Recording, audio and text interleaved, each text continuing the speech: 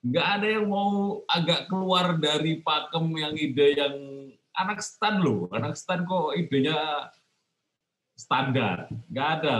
Idenya harusnya jam. Kalau anak STAA apalah yang nggak jelas judulnya gitu, idenya gitu pasti.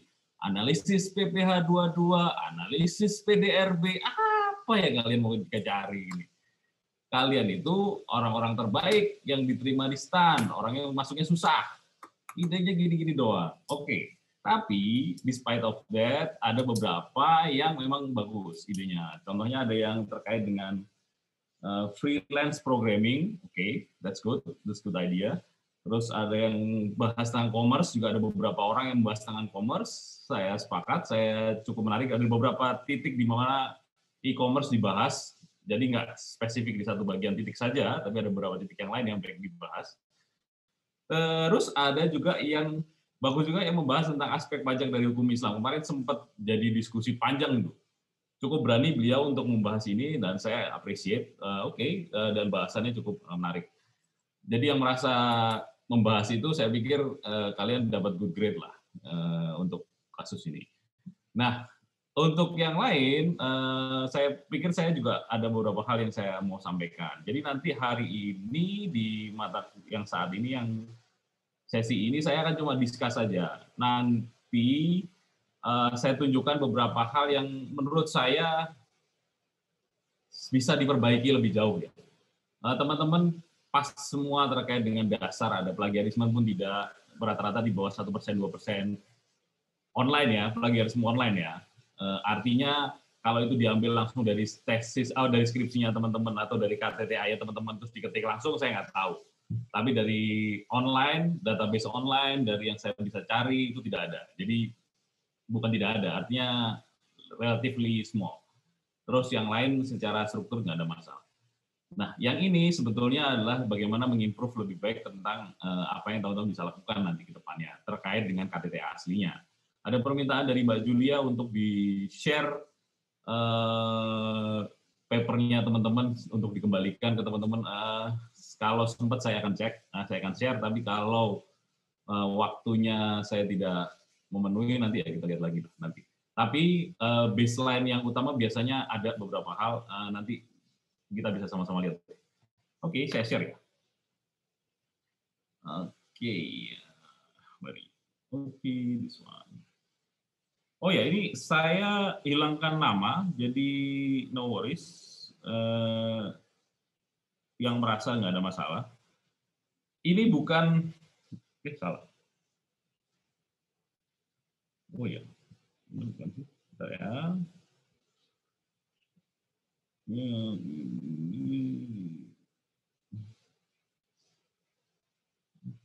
Oh ini. Oh ini. Ini salah satu paper. Ini bukan berarti papernya yang paling jelek, bukan. Bukan berarti papernya juga paling bagus, juga bukan gitu ya. Ini yang biasanya ada di paper-papernya teman-teman. Jadi saya ambil ada 2 kasus yang kayaknya bareng-bareng kita bahas seru kali ya, karena ternyata kasus ini berulang, beberapa halnya berulang gitu. Jadi kayaknya menarik kalau misalnya kita bahas lebih dalam. Oke, ini tipikalnya proposalnya teman-teman di kelas ini. Selalu ngomongin masalah evaluasi, kebanyakan, bukan selalu, kebanyakan evaluasi, analisis, tinjauan terkait dengan aturan tertentu ditaruh di konteks tertentu. Gitu. Biasanya selalu begitu. Jadi mau PPH pasal 22, mau PPN, mau PDRB, ya selalu ngomongannya itu. Nanti ditaruh kasusnya di kantor, di mana kasusnya itu terus. Nanti dia berulang. Biasanya begitu. Nah, karena kasusnya berulang, kadang-kadang teman-teman miss dengan judul. Gitu ya. Judul kadang-kadang jadi agak unik nih. Contohnya yang ini. Evaluasi penerapan peraturan PMK 86 2020, kita ngomongin insentif COVID ya, terhadap kepatuhan pelaporan UMKM di Kota Surakarta yang terdaftar sebagai wajib pajak di KPP Pratama Surakarta. Wah, ini panjang sekali judulnya. Jadi sebetulnya yang mau diomongin itu apa sih? Insentif, kepatuhan, UMKM, apa yang mau diomongin? Ini nggak clear nih. Dari judul kita nggak tahu apakah yang mau dievaluasi penerapan PMK 186-nya saja yang berimpact pada kepatuhan, really insentif dengan kepatuhan, insentif, kepatuhan. Apakah insentif akan diberikan jadi langsung patuh gitu? Nggak tahu. UMKM, jadi areanya lagi dikecil lagi di area UMKM, terus di kota Surakarta, di KPP Surakarta. Jadi really di KPP Surakarta itu hanya meliputi kota Surakarta, terus bagaimana kita memisahkan antara UMKM kota Surakarta dan KPP Surakarta? Ngambil data, di share, harusnya itu nanti dijelaskan di bawah gitu. Jadi pertanyaan-pertanyaan yang timbul ketika pertama kali saya baca judulnya. Oke, saya hilangkan namanya, nggak ada masalah. Nanti kalau misalnya teman-teman merasa perlu diperbaiki papernya, proposalnya, bukan hanya beliau, ini beliau nggak perbaiki juga nggak apa-apa. Terus kalau ada yang mau perbaiki ya silahkan. Tapi kalau merasa ada kemiripan, oke, saya juga melakukan itu ya, silahkan mau perbaiki silahkan. Saya tidak membatasi. Cuma Anda punya waktu cuma sampai hari Senin. Saya akan hanya terima sampai hari Senin. Setelah itu saya tidak terima lagi. Saya hanya akan menggunakan baseline yang saya baca di UTS, baseline saya yang ada tugas-tugas yang saya masukkan di Google Class. Hopefully teman-teman punya daftar tugas yang cukup baik di Google Class. Setelah itu saya formulasikan menjadi sebuah nilai utuh untuk UTS. Oke, right. So di daftar isi selanjutnya. Ini kenapa daftar isi ada tulisannya begini ya? Saya tahu teman-teman pakai menggunakan reference ya. Sorry, menggunakan view yang ini kan, teman-teman maksudnya. Pakai navigation pane ini kan. Iya, tapi bukan berarti daftar isinya harus nongol semua begini ya. Gitu, maksudnya. Ini kan berarti harus ngambil navigation pane-nya bukan kayak gini kali. Ini bisa diakal nih. Tapi kalau ini menurut saya sebuah kesalahan yang nggak perlu gitu. Kalau ini terjadi, ya sayang aja. Ini kan merusak cerita aja. Ini kan nggak, navigation pane-nya cuma sampai pertanyaan penelitian aja. Kenapa harus sampai bawah-bawahnya ikut? Gitu. Nah ini sebaiknya di arrange. Bagus beliau sudah menggunakan navigation pane. Jadi saya seru-seru aja, nggak ada masalah. Bagus sih. Jadi memudahkan saya juga. Tapi ya hopefully harusnya nggak begini. Ini harusnya diperbaiki ini. Dan kesalahan ini sebetulnya kesalahan yang terlihat, yang tidak perlu harus dilakukan. Jadi harusnya ini tidak ada kesalahan ini. Gitu ya. Bukan kesalahan, dia kesalahan lah, ketidaktepatan. Oke, itu di daftar isi, daftar pustaka oke, metode penelitian oke, desain penelitian, jenis sumber data oke. Nah kita lihat dalamnya ya. Right. Daftar table oke, Gantt chart oke, nggak ada masalah. Oke, saya yang belum mengerti sebenarnya A sama E1 gitu, mungkin referennya adalah A sama E ini gitu ya. Referennya A, terus A1 gitu, mungkin maksudnya beliau begitu. Tapi ya monggo saja sih, mau pakai table 1. Kalau nanti bentuknya sudah menjadi bab gitu, karena ini posisinya kan masih proposal nih. Kalau bentuknya sudah jadi bab, table 1.1, berarti kan ada di bab 1, table pertama, ya oke. Tapi ini kan posisinya bentuk proposal, jadi table 1 pun fine. Table 1, table 2 fine. Karena memang belum jadi bab gitu. Tapi nanti kalau sudah jadi bab ya tentunya akan refer di table 1.1. Tapi monggo saja, ini opsi saja. Tapi kalau menurut saya ini kurang tepat. Jadi table harusnya table 1. Oke, latar belakang. Indonesia ini selalu sering saya baca nih, Indonesia 287 juta dan terusnya teman-temannya saya nggak tahu. Nah, ini cerita nih berarti kan. Beliau bercerita tentang banyaknya penduduk, bercerita tentang adanya APBN untuk membiayai pendapatan negara, terus bercerita tentang APBN isinya apa. Berarti ada pendapatan negara, ada penerimaan dan seterusnya, dan ada komponen juga pengeluaran negara. Terus yang saya agak bingung adalah ketika tahu-tahu beliaunya ngomong tentang pajak adalah. Jadi dari awal bercerita tentang pendapatan komponen penerimaan negara, tapi langsung jump terkait dengan diskusi tentang definisi pajak. Agak nggak nyambung antara ini. Terus yang agak lebih rusuh lagi, beliau langsung menyimpulkan, melihat definisi tersebut, pajak yang diterima bisa menjadi lebih banyak karena pajak merupakan kewajiban. Jadi ini udah langsung simpulan nih. Jadi kalau definisinya gitu, Anda harusnya bayar pajak. Gitu. Maksudnya kan gitu. Tapi apa ya begitu? Ini kan cuma cerita bagaimana Oke, latar belakang adalah cerita bagaimana kita mengalirkan sebuah cerita dari sebuah apa ya, peristiwa, sebuah kondisi untuk nanti diserempetkan dengan teori sehingga membawa ke sebuah pertanyaan penelitian kita. Nah, itu kan ceritanya tuh sebetulnya alur ceritanya. Nah, alur ceritanya ini kalau beliau ini alur ceritanya adalah APBN, tahu-tahu sisi pengeluaran negara, sisi penerimaan negara, terus tahu-tahu ngomongin pajak. Jam. Pajaknya itu bukan definisi pajak, pajaknya itu bukan bagaimana pajak itu berperan besar gitu ya, tapi pajaknya itu langsung ngomong pajak itu adalah begini dengan kesimpulan bahwa kita harus mempunyai penerimaan lebih banyak. Harus dibayar dengan lebih baik. Padahal dalam konteks itu ada faktor-faktor lain, misalnya faktor ekonomi, faktor sosial, faktor PDB, banyak sekali faktor yang mengaruhi gitu. Jadi bagaimana dia tidak membayar pajak ya faktornya menjadi banyak gitu. Apakah insentifnya kurang? Karena dia membahas insentif, harusnya insentif inilah menjadi poin. Jadi poin yang dibawa adalah bagaimana sebuah insentif yang diberikan oleh negara mampu memengaruhi behavior orang untuk membayar pajak. Nah, ini yang harusnya dibahas dari awal. Jadi ceritanya tentang APBN betul, tentang pajak itu penting betul, tapi kan penerimaan pajaknya yang harus dibahas. Bagaimana penerimaan pajak tadi berpengaruh. Misalnya di sini, ketika beliau ngomong dengan APBN 2019 yang 1,7 T, which is sekarang juga sudah berkurang di 2020 ya APBN-nya, itu harusnya bercerita bagaimana APBN penerimaan kontribusi pajak itu menjadi penting. Pentingnya adalah tunjukin data. Seberapa penting, tunjukin data. Dibandingkan dengan penerimaan yang lain, pajak berkontribusi selain 70%. 2019 70%, 2018 berapa persen, dan seterusnya.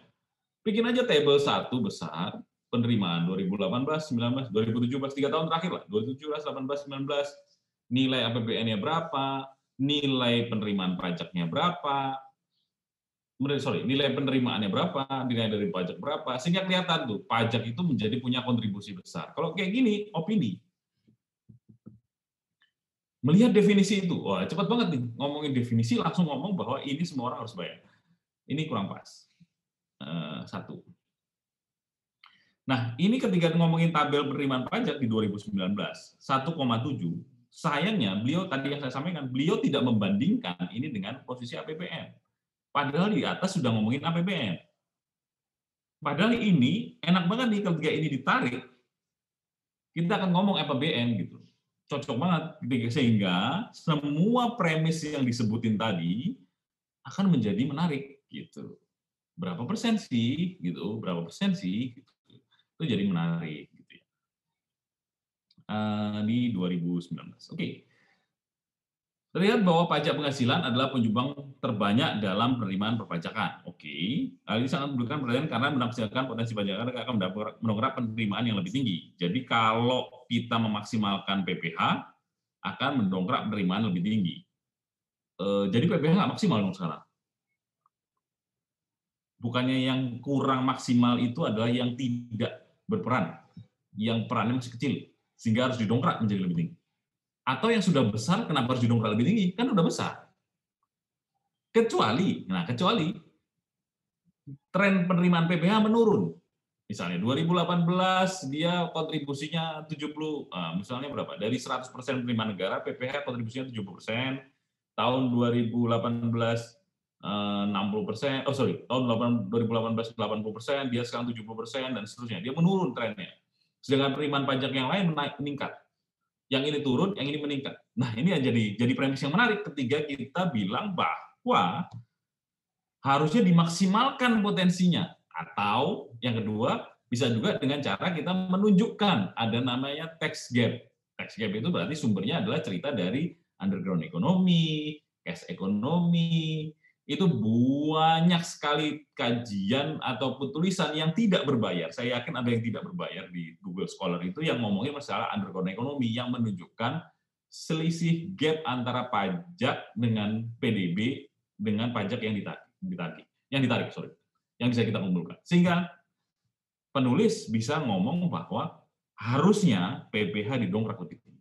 Tapi dengan begini, terus penulis bilang bahwa karena dia sudah terbesar, harusnya kita dongkrak lebih tinggi. Jadi nggak masuk akal.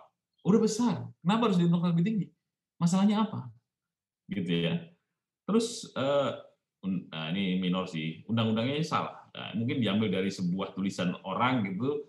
Saya nggak yakin anak STAN nggak tahu undang-undang terbaru dari PPH gitu ya. Jadi mungkin beliau ini kilaf gitu ya, terambil dari tulisan orang terus masukin undang-undang. Gampang kan? Saya mengidentifikasi gampang. Cuma saya nggak nangkap dengan sistem. Nah, jadi teman-teman yang tahu sendiri nih, apakah memang seperti itu atau tidak, saya tidak tahu.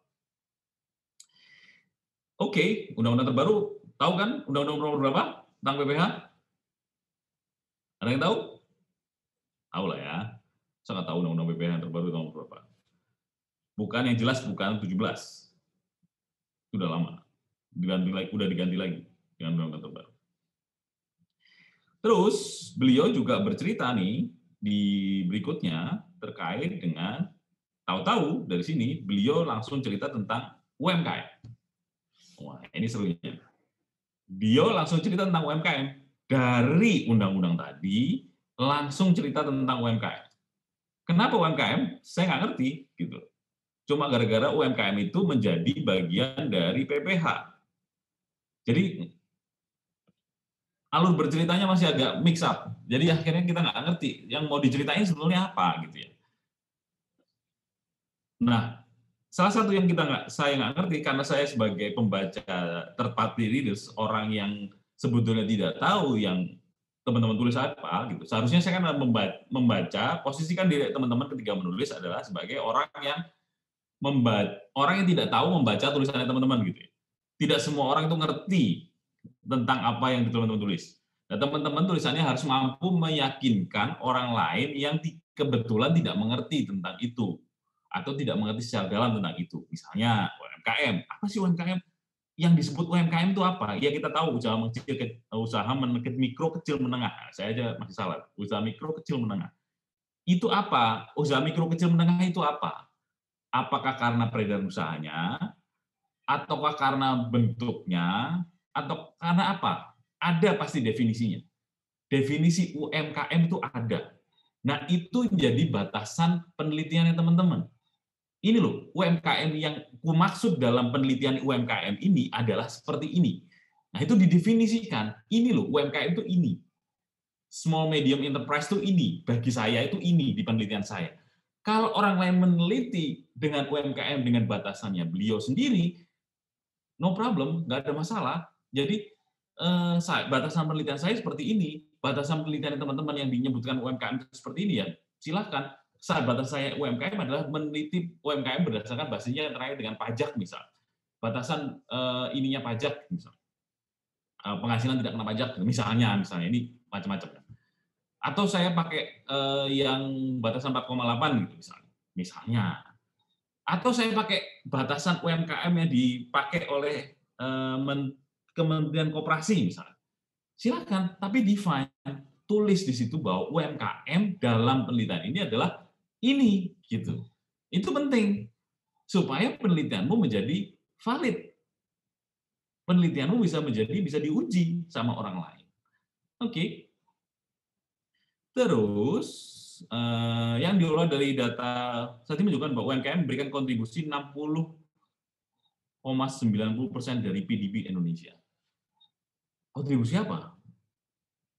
Kontribusi pertumbuhan ekonomi, growth-nya 60,90%.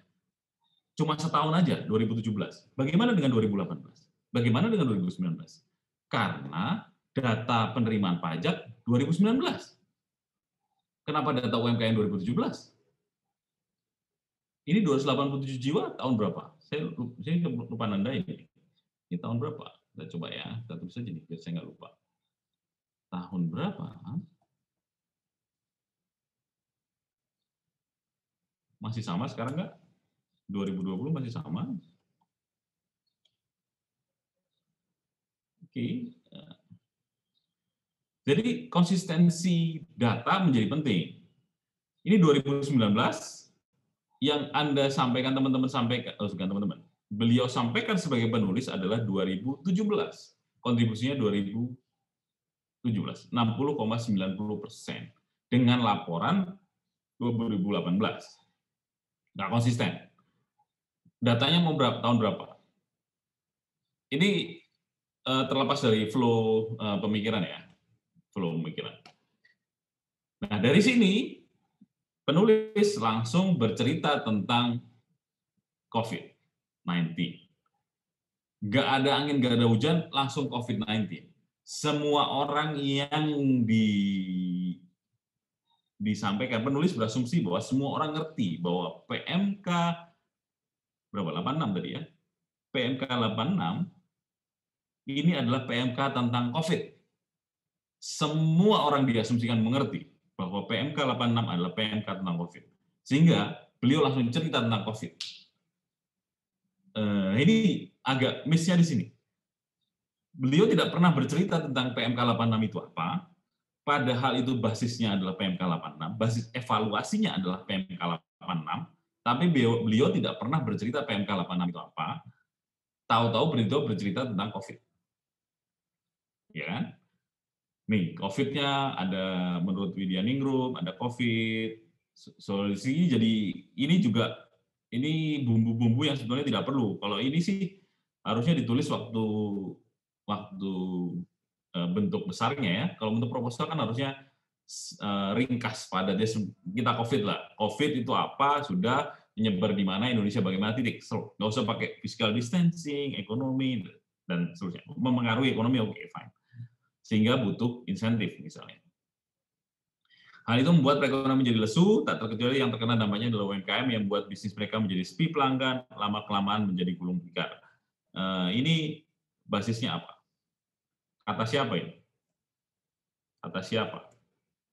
Datanya mana? Jadi, kata-kata yang menyatakan bahwa dia gulung tikar, itu kata siapa? Kita melihat, kita mengalami, kita melihat di Surakarta, ada beritanya di Surakarta, ada penelitian orang di Surakarta yang menyatakan dia gulung tikar, ada penelitian dari siapa yang menyatakan dia gulung tikar, atau ada datanya dari BPS yang menyatakan dia gulung tikar. Ada nggak? Kalau nggak ada, jangan mengada-ngada gitu.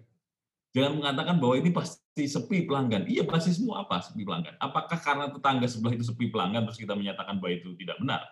Bahwa itu menjadi sepi karena COVID. Jangan-jangan karena memang dia sudah bangkrut. Terus kota Surakarta UMKM jadi sepi pelanggan. Sudah pernah disurvei nggak sepi pelanggan terus kota Surakarta? Atau ada berita orang yang memberitakan menyatakan bahwa dia sepi pelanggan saat itu. Nah, ini yang perlu diperhatikan sama teman-teman. Apakah memang gini? Apakah yang disampaikan itu opini? Apakah disampaikan itu fakta? Lagi-lagi kita menulis kajian ilmiah, karya tulis ilmiah. Kita bukan menulis koran. Kalau koran kita pakai opini, asumsi, kira-kira begini loh, kira-kira begitu loh, kira-kira begini loh. Belum tentu dengan fakta, harusnya koran dengan fakta juga, tapi kan koran sekarang banyak kan nggak pakai fakta gitu. Asal tulis aja, ajar gitu. Kolomnya opini padahal itu. Nah, ini kita harus memastikan gitu. Apakah yang kita tulis ini benar basisnya, landasannya benar. Kalau tidak, ya ngawang-ngawang aja ya. Gitu.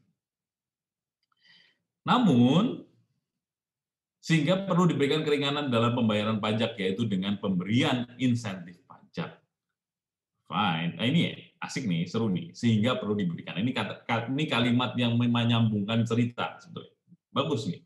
Seandainya beliau menulis bahwa di atasnya itu bercerita tentang data, atau bercerita tentang dari sumber koran misalnya, atau sumber berita yang bilang bahwa begini-begini, bahwa ini jumlah UMKM yang berkurang, jumlah sumber daya ekonomi yang berkurang, atau yang paling mudah, pertumbuhan ekonomi Indonesia negatif sehingga Indonesia resesi. Enak banget.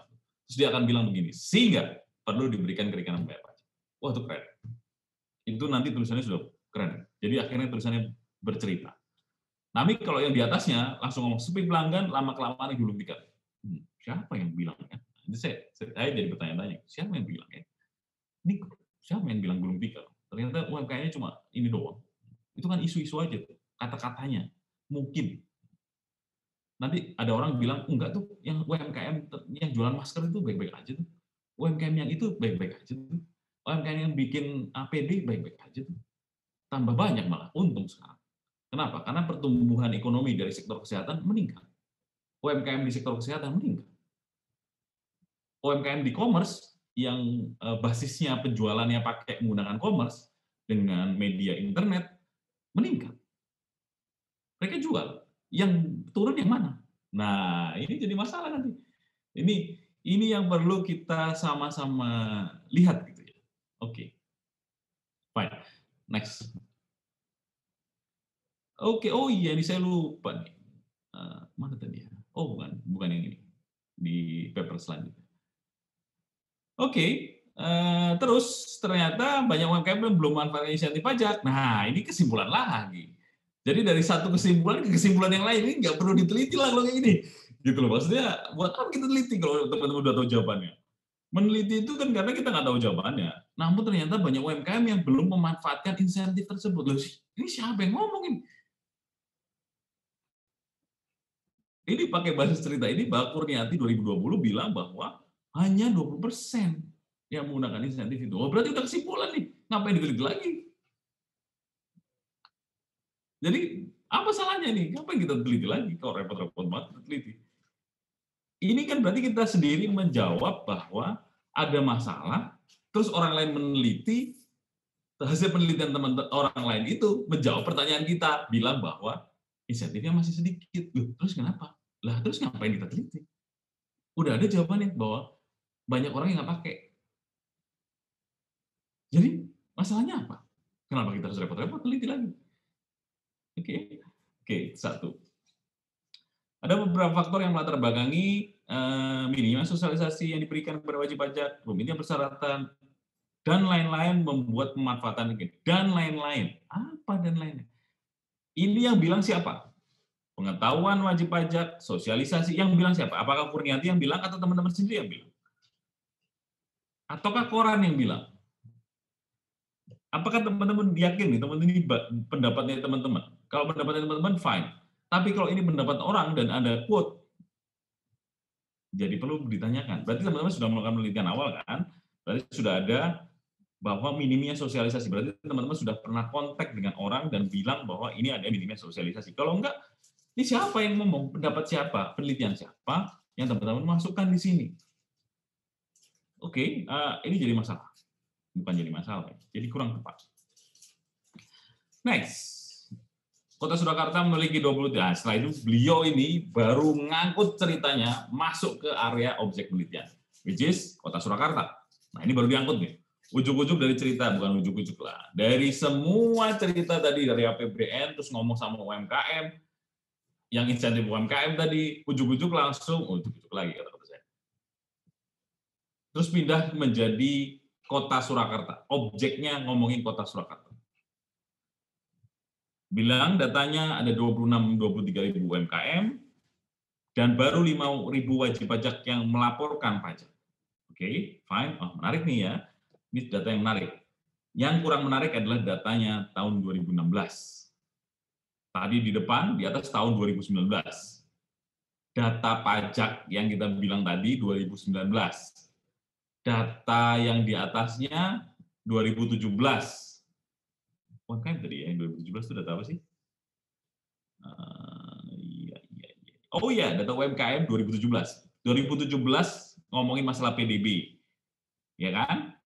2017 kontribusi PDB UMKM 2017. Datanya Surakarta 2016. Nyambung nggak? Nggak nyambung. Datanya beda-beda semua. Mau data tahun berapa? Kenapa nggak sekalian aja 2001 datanya? Ini bukan masalah. Kalau mau bikin datanya inline, cerita datanya itu inline. Data kapan sih? Data titik kita meneliti itu data kapan? Data kita baseline-nya adalah 2018. Semua data bercerita 2018 atau melingkupi 2018.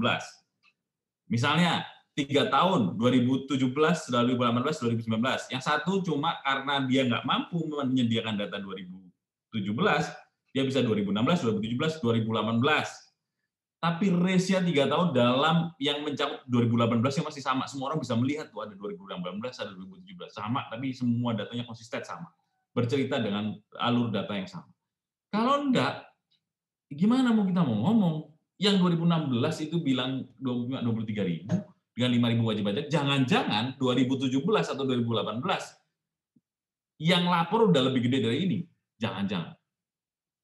Jadi datanya jadi salah. Kenapa? Karena wajib pajaknya, UMKM-nya ternyata sudah lapor. Oke, jadi aneh. Oke. Sehingga menurut penulis, basisnya itu bilang bahwa ini perlu kita teliti. Wah, ini keren banget. Ini kita perlu kita teliti. Dari mana posisi ini bisa menjadi penyataan dari teman-teman? Ini kita perlu teliti, ya itu tadi. Jadi menariknya di situ. Jadi dari yang saya coba baca di latar belakang, yang beliau sampaikan, penulis sampaikan di latar belakang, ada beberapa hal yang menjadi poin utama yang menurut saya perlu teman-teman untuk lihat kembali. Nanti di punya teman-teman sendiri ya, di papernya teman sendiri. Misalnya di papernya yang disubmit kemarin. Karena nanti kan teman-teman juga mau submit lagi nih paper yang sebenarnya, proposal yang sebenarnya untuk KTTA. Bukan saya mengharapkan perfect, luar biasa, keren, dengan dasar penelitian yang luar biasa, ya bagus, dengan jurnal segala macam, enggak. Tapi saya cuma mencoba untuk teman-teman menjadi alur berpikirnya gitu ya. Judulnya ya, kalau di latar belakang, judulnya adalah Evaluasi Penerapan PMK 86 terhadap Kepatuhan Pelaporan UMKM di Kota Surakarta sebagai wajib pajak di Pratama Surakarta. Jadi kan sebetulnya yang mau diteliti adalah bagaimana PMK 186 ini hadir mempengaruhi kepatuhan misalnya. Tapi kepatuhannya konteksnya cuma pelaporan saja. Oke, fine. Kepatuhan saja, pelaporan. Nah, sekarang PMK 186 padahal itu bercerita tentang insentif pajaknya. Saya nggak tahu nih, yang mau dipakai di alur di PMK 186, saya salah nih. PMK 86 itu yang mana? Jadi harapan saya sebagai pembaca, ketika membaca ini, harapan saya adalah saya akan disuguhi tentang bagaimana pajak berperan. Yang kedua, tadi udah bener tuh APBN, kontribusi APBN, saya sepakat. Yang kedua, saya akan disuguhi bagaimana kebijakan pajak, insentif pajak itu mempengaruhi behavior-nya orang. Iya kan? Bagaimana insentif pajak tadi mempengaruhi pola orang, terutama pola kepatuhan. Jadi saya akan bercerita tentang bagaimana ada sebuah penelitian atau penelitian sebelumnya yang bercerita tentang ada kalau misalnya otoritas pajak memberikan insentif, orang akan cenderung berubah karena orang cenderung dibantu kepatuhannya. Nah, kepatuhannya terutama pelaporan. Nah, nanti dari situ harapan saya akan membaca bagaimana insentif itu mempengaruhi behavior terutama di kepatuhan pelaporan. Satu. Setelah itu, saya akan disuguhi lagi bagaimana sebuah negara, ekonomi dari sebuah negara itu dipengaruhi oleh UMKM.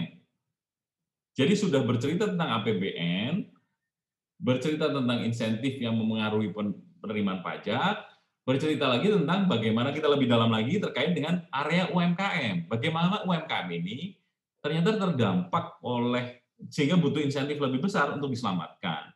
Terdampak oleh misalnya COVID, terdampak oleh yang lain, karena UMKM tadi ternyata berdasarkan data juga berkontribusi besar kepada pertumbuhan ekonomi. Sehingga harus diselamatkan.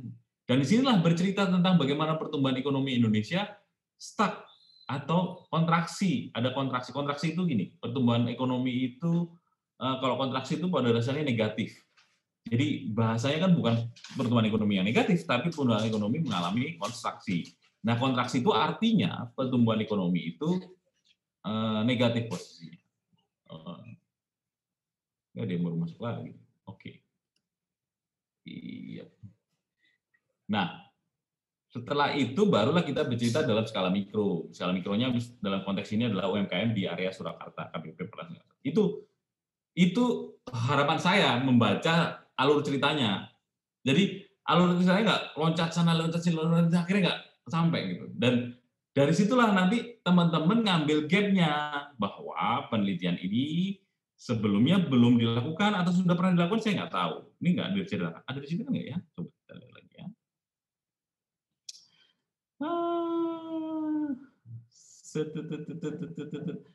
belum diceritakan. Apakah sudah ada penelitian sebelumnya terkait dengan hal ini? Belum diceritakan. Jadi dari sinilah nanti ambil gap-nya, research gap-nya diambil di sini. Oke. Nah, dari sini baru kita ngomongin pertanyaan penelitian. Itu dari latar belakang. Terus latar belakangnya jelas tuh. Jadi di frame kepala kita ada masalah tentang bagaimana insentif pajak bisa kita berikan untuk memengaruhi kepatuhan, terutama dalam kerangka COVID. Itu besarannya. Dalam konteks yang lebih dalam, bagaimana itu ada di dalam konteks yang lebih mikro, bagaimana kita lihat itu terjadi di KPP Surakarta. UMKM di KPP Surakarta. Jadi menariknya di situ. Nah, pertanyaan penelitiannya penulis cukup menarik ketika dia bilang bahwa UMKM Surakarta daftar KPP Surakarta sudah mengetahui adanya insentif pajak. Wah, ini keren nih.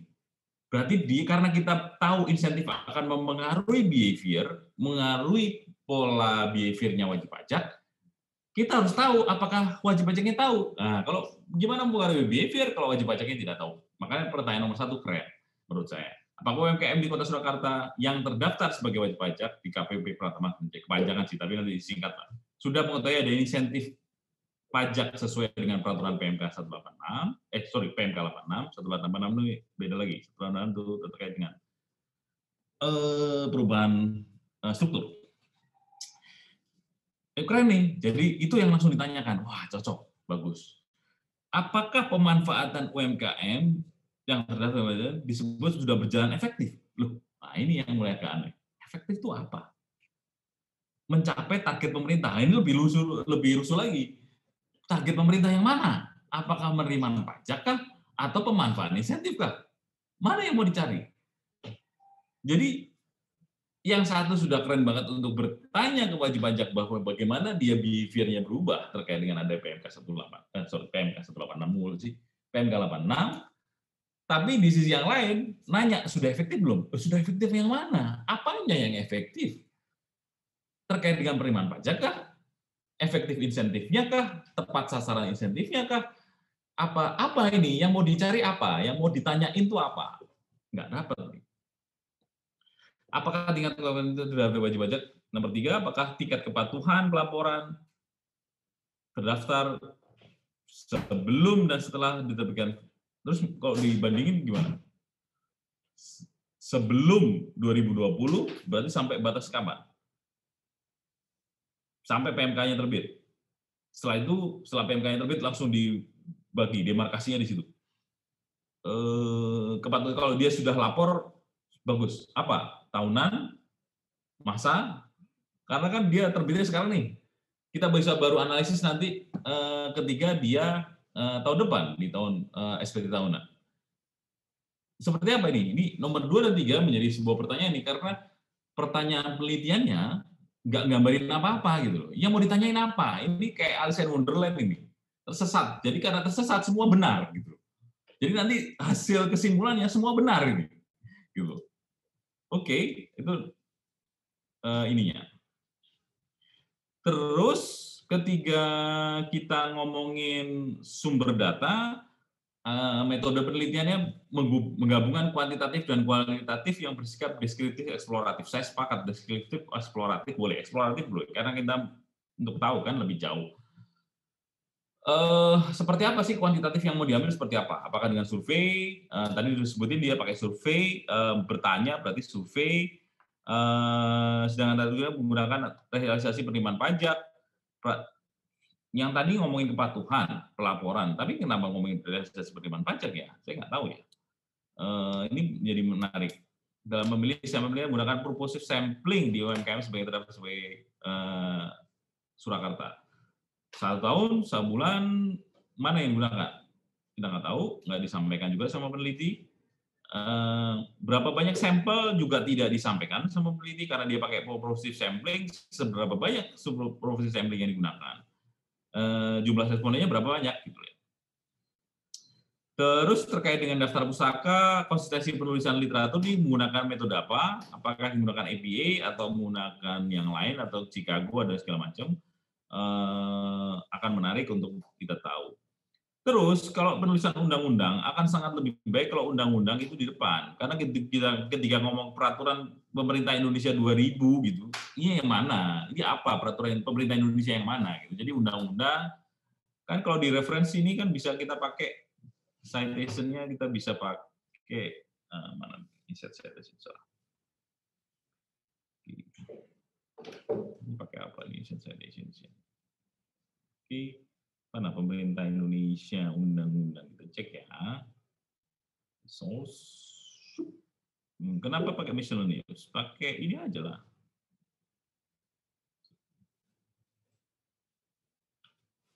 Nah, pakai report lah, atau pakai report pun bisa. Miscellaneous bisa, tapi pakai report lebih keren kali. Ini terus autornya ini kita kosongin atau autornya kita masukin undang-undang saja. Publishernya baru pemerintah Indonesia dan seterusnya. Publishernya misalnya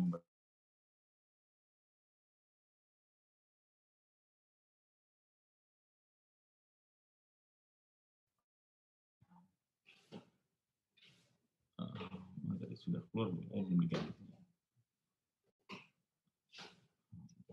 Kita buang saja.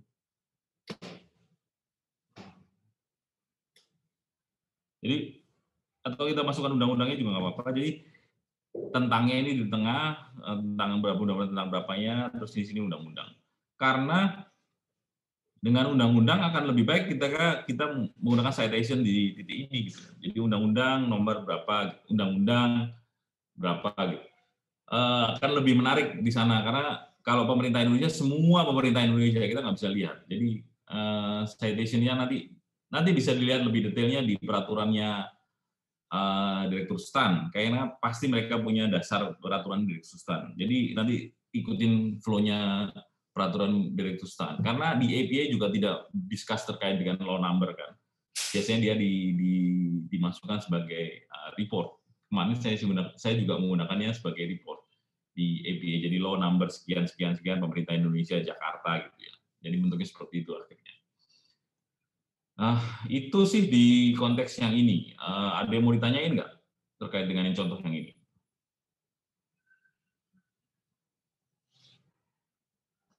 Pak, izin bertanya.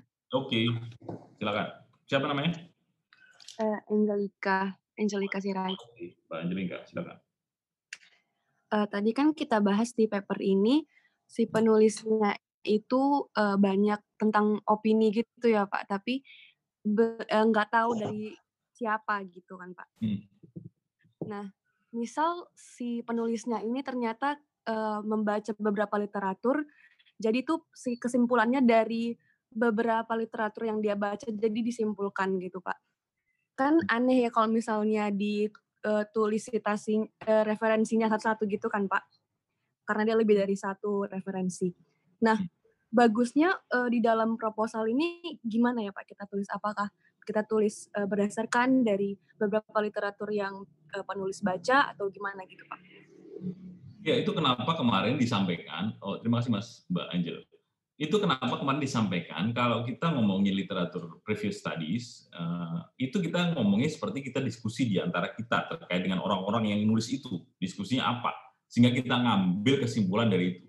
Nah nanti di reference-nya bisa aja misalnya Tata Rianto 2020, titik 2, titik koma, Arfan atau Zaki 2019, titik koma, sekian. Jadi kesimpulan ini diambil dari diskusinya orang-orang literatur ini. Itu bisa dilakukan. Jadi misalnya bahwa pajak daerah, apa sih kok bukan pajak daerah? Insentif akan mempengaruhi pola kepatuhan wajib pajak karena begini, karena faktor A, B, C, D, E, F gitu. Dalam kurung, berarti kan literatur kan diambil ya, citasi. Tata Rianto 2020, titik koma, Zaki, ini saya asal nyebut aja ya, Zaki 2020, titik koma, Ade Junara et al. 2019, titik koma, siapa. Jadi kesimpulan ini kita ambil, kita rangkum dari semua diskusi yang dilakukan oleh orang-orang ini. Itu yang kita bisa lakukan. Tapi jangan pernah ngambil yang orang lain diskusikan, terus kita main comot aja semuanya. Pokoknya ini dari yang gue baca nih gini, itu jadi pendapat gue. Loh, enggak, itu bukan pendapatmu. Itu pendapatnya orang-orang itu yang kamu simpulkan. Gitu nggak?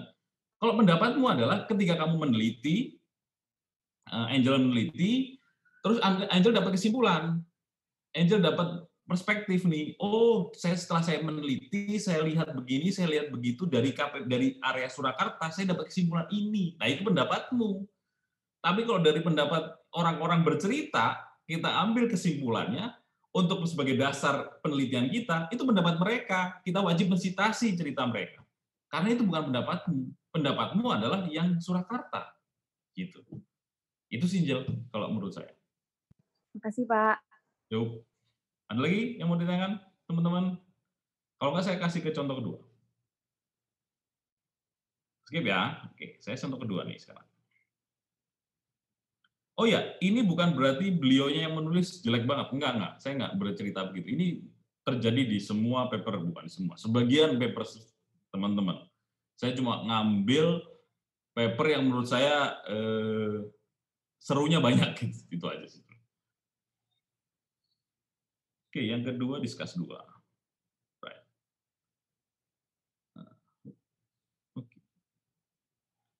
Nah, wah ini. Dia pajak daerah nih kan. Ini sudah buang belum? Oh, udah. 2018. Ini aja salah. Ngambil dari punya siapa sih? Kayak gini nih kalau ngambil tuh ya mbok ya jangan sampai ketahuan gitu loh. Ngambil tuh ya mbok keren dikit. 2018 ini ketahuan kan ngambil dari punya orang. Oh, atau Angkatannya, ini Itu MPM, angkatannya, Pak. angkatan ya? Angkatan, Sorry. Saya salah. Salah saya tuh berarti. Oke. Maaf ya. Oke, sekarang ini proposal penelitian. Kesadaran wajib pajak terhadap pajak reklame dan efektivitas penagihan pajak pemerintah daerah Kabupaten Kudus. Oke, ini pajak daerah ya, PDRB ya. Berarti ada 2 area penelitiannya. 1, kesadaran wajib pajak atas pajak reklamenya. Yang kedua, efektivitas penagihan pajak terhadap pemerintah daerah. 2 nih masalahnya. Apakah penagihan pajak itu related sama pajak reklame? Saya nggak tahu. Harapan saya, ketika saya pertama kali baca judulnya, oh berarti dia nggak sadar pajak, ada masalah, terus kita tagih dengan penagihan pajak. Bagaimana berarti flow penagihan pajak terkait dengan pajak reklame? Itu harapan saya. Perspektif saya ketika saya pertama kali membaca judulnya, oke, menarik nih. Penagihan pajak atas pajak reklame, karena wajib pajaknya nggak sadar. Wajib pajaknya tidak patuh, sehingga perlu dilakukan tindakan penagihan pajak. Itu ekspektasi saya di kepala ketika pertama kali baca judulnya. Oke, jadi saya membawa ekspektasi itu. Tabel 1, tabel 2, Kudus. Nah, ini sudah keren nih. Beliau sudah pakai range yang benar, 2015-2019, realisasi reklame di Kudus, oke, 2016-2019. Merely dalam range waktu yang sama. Jadi kita punya baseline yang sama untuk membandingkan. Ini menarik nih. Wah, keren nih beliau penulisnya. Oke, penulisnya bicara tentang otonomi daerah, Undang-Undang 32, terus berceritalah terkait dengan realisasi pajak daerah di Kabupaten Kudus. Kabupaten ya? Saya lupa tuh. Kabupaten apa? Oh ya, Kabupaten Kudus. 2015-2019. Saya langsung bingung. Pendapatan pajak, jenis pendapatan adalah pajak daerah, restribusi daerah, tapi angkanya 0,366. Rupiah, kecil banget. Ini makanya saya nanya, ini juta, miliar, triliun, atau rupiah? Karena bilangnya rupiah. Wah, ini cuma 78.000 rupiah. Yang bener Masa reklamenya murah banget di Kudus, naruhnya 1 rupiah gitu reklamenya di Kudus. Sekali pasang reklame. Nggak mungkin. Ini kesalahan yang sebetulnya tidak perlu terjadi. Ini pasti datanya bukan rupiah, mungkin ya. Tapi datanya mungkin miliar, juta, triliun, kita nggak tahu. Tapi karena saya sebagai pembaca, saya nggak tahu, saya tukang beca, saya baca. Tukang beca kan nggak ngerti. Third party readers adalah tempatkan dirimu sebagai orang yang tidak mengerti Sehingga dengan membaca itu jadi mengerti. Nah, dengan membaca ini, kalau saya sebagai tempat reader, saya lihat, oh, berarti 78.000 ya pajak daerahnya. Kecil banget ya. Emang APBD-nya berapa? Jadi akhirnya bertanya begitu. Jadi ini kesalahan tulis yang sedikit fatal.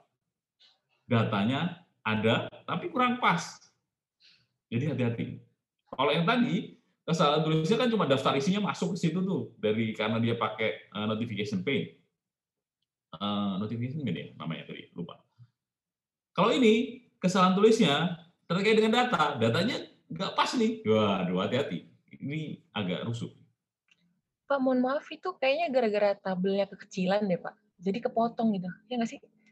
Iya mungkin, saya nggak tahu. Saya cuma gini doang. Gimana kalau saya menerjemahkan? Masa saya membaca harus giniin? Ya nggak juga dong. Ini kan masalah yang menulis, bukan masalah saya. Nah, itu saya tahu maksudnya. Jadi kan bagaimana penulis bermain dengan tabel ini? Berarti tabelnya harusnya bukan begini. Ya nggak sih? Tabelnya harusnya mendatar begitu. Mendatar itu apa namanya? Di layout-nya harusnya diganti untuk kasus tabel ini. Atau tabel ini taruh di belakang, di reference, di appendix.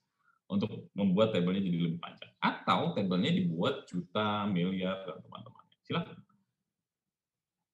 Jadi ini yang harus disampaikan. Kalau begini, ya kesimpulan jadi blur. Oke, next. Berdasarkan BDS merupakan sumber dari PND di Kabupaten Kudus, sehingga pajak daerah sangat penting untuk digali potensinya. Pajak daerah kontribusi wajib pada negara, ini masih bercerita panjang lebar, saya nggak ada masalah. Salah satu pajak daerah yang potensial adalah pajak reklame. Dari semua datanya tidak bilang begitu. Datanya tidak ada yang membandingkan. Kalau tadi masih mending, paper yang tadi masih keren, karena dia bercerita tentang jumlah pajak penghasilan dalam seluruh konteks pajak, penerimaan pajak. Nggak ada masalah, oke, fine. Cuma di sini langsung jump ketika beliau bilang bahwa pajak daerah yang potensial di Kudus adalah pajak reklame. Dasarnya apa? PBBP 2 nggak potensial. Nah, itu perlunya kita menyatakan data itu menampilkan bahwa memang pajak reklame potensial gitu loh. Gimana cara menampilkan yang menunjukkan bahwa itu potensial? Tadi bisa tren, bisa dibandingkan dengan penerimaan pajak lainnya dari galian C, PBBP 2, kontribusinya sekian persen, dibandingkan yang lain sekian persen. Terus potensinya dari mana, reklamenya banyak dan segala macam, harusnya bisa lebih besar dan seterusnya. Sehingga kalimat ini masuk akal. Kalimat ini menjadi tidak masuk akal karena ini tidak disebutkan apa-apa gitu. Oke. Terus yang kedua, nilai rupiah yang tidak sama, oke, nggak ada masalah. Berdasarkan tabel di atas, realisasi pendapatan pajak reklame tahun terakhir sudah melebihi target yang telah ditetapkan. Meskipun penerimaan telah melebihi target, namun pelanggaran masih terjadi. Nah, pertanyaannya adalah, ketika sudah melebihi target, kenapa harus ditingkatkan? Loh, targetnya keren loh, 131, 122, 104. Turun memang trennya, tapi kenapa harus ditingkatkan? Ini targetnya salah, atau misalnya gini, realisasi targetnya terlalu kecil gitu sehingga realisasinya naik terus, atau emang sudah baik-baik aja gitu. Siapa yang mau ditingkatin? Iya nggak? Harusnya pajak daerah, pajak lain dong. Ini udah baik-baik aja nih, reklame potensial udah keren nih. Pajak daerah di Kudus, pajak potensial reklame nih. Oke, tapi pemerintah daerahnya sudah mampu meng-capture pajak daerahnya. Meng-capture pajak reklamenya. Udah 131% di tahun 2017. Sudah 104% di tahun 2019. Fine. Terus kenapa? Apalagi yang mau diapa-apain? Masalahnya apa? Nggak ada masalah nih. Gitu loh. Kan saya orang luar lihat loh, nggak ada masalah. Terus masalahnya apa ya? Belum bercerita nih masalahnya, belum ada apa-apa. Oke. Terus kita melihat nih. Namun, pelanggaran masih terjadi. Selama tahun 2019, terhadap pajak daerah, pajak reklame mencapai 472 kasus. Kasus wajib pajak Atau apa? Kasus, berarti jumlah STP, SKP, SKPD, STPD, atau jumlah wajib pajak. Kasus ini apa yang dimaksud dengan kasus? Terus gimana kasus itu? Seberapa besar kasus itu mempengaruhi? Maksudnya gini, dari 3,2 miliar 472 kasus itu, seberapa besar sih nilainya? Seandainya kasus itu dicairin, dia akan nambah jadi berapa persen? Jangan-jangan 472 kasus tadi, kasusnya nggak signifikan secara rupiah, misalnya. Misalnya nih, saya kan jadi bertanya-tanya gitu. Jadi apa nih? Kenapa kasus ini harus jadi signifikan gitu? Kenapa kasusnya jadi besar? Oke, nah itu kasusnya. Jadi kalau seandainya kasusnya di sini dikasih nih, seandainya di sini ada target sekian, realisasi sekian dengan kasus pelanggaran non compliance yang 472 dibandingkan yang sebelumnya sekian. Itu jadi menarik mungkin dengan nilai rupiah sekian. Jadi masih ada potential gap. Nah, ini menarik. Jadi potensial revenue-nya sekian. Harusnya ini diambil. Wow, udah keren banget. Jadi meskipun 104%, masih ada potensial revenue yang bisa ditarik karena ketidakpatuhan nilainya sekian. Kalau ternyata potensial revenue-nya cuma 100.000, buat apa ditarik? Nggak worth it banget. Nah, ini yang harus ditunjukkan. Sehingga kita mempengaruhi pembaca bahwa, oh iya, benar, opinimu benar, asumsimu benar, hipotesismu benar, bahwa ada masalah dengan pajak daerah, which is pajak reklame, meskipun dia sudah melewati 100%, ada yang harus tetap bisa ditingkatkan untuk meningkatkan kepatuhan. Kenapa? Karena pajak reklame ini masih ada beberapa ketidakpatuhan dan kita punya potensial gap yang besar yang harus kita bisa tagih. Sehingga ini akan meningkatkan kontribusi pajak reklame dalam PDRB. Wah, itu jadi masuk akal. Menarik jadi akhirnya. Tadi sampai mana? Oh iya, pelanggaran tersebut cukup banyak mengingat kota Kudus adalah kota kecil yang mana seharusnya lebih mudah untuk mengatur dan memberikan dibandingkan kota besar. Apa asumsi lagi? Ini asumsi. Kota kecil, apakah dengan kota kecil itu menjadi lebih mudah mengatur pajak? Berarti kita bisa bilang bahwa mengatur pajak di Indonesia lebih susah daripada mengatur pajak di Malaysia. Mengatur pajak di Indonesia harusnya lebih mudah dibandingkan dengan mengatur pajak di US. Mengatur pajak di Indonesia lebih mudah dibandingkan dengan mengatur pajak di Australia. Ternyata enggak tuh, Indonesia lebih bodoh mengatur pajaknya dibandingkan dengan Australia. Atau lebih susah juga dibandingkan dengan US. Kepatuhan pajak US lebih tinggi daripada kepatuhan pajak Indonesia. Kepatuhan pajak Australia lebih tinggi daripada kepatuhan pajak Indonesia. Jadi masalahnya apa? Bukan karena lebih kecil, berarti lebih mudah. Premis itu bisa langsung jatuh. Konteksnya jadi nggak pas. Karena ini tadi apa? Opini. Nggak pakai data, nggak pakai cerita. Ini opini lagi. Dari mana nih dasar yang menyatakan ini? Apabila kasus pelanggaran yang terjadi bisa dideteksi, tentu saja penerimaan pajak menjadi semakin besar. Oh ya, setuju, sepakat. Ini kan bahasa lainnya adalah ketika kita mampu mengidentifikasi ketidakpatuhan wajib pajak atau meminimalisir potensi ketidakpatuhan wajib pajak, kita akan mendapatkan penerimaan pajak lebih besar. Betul sekali.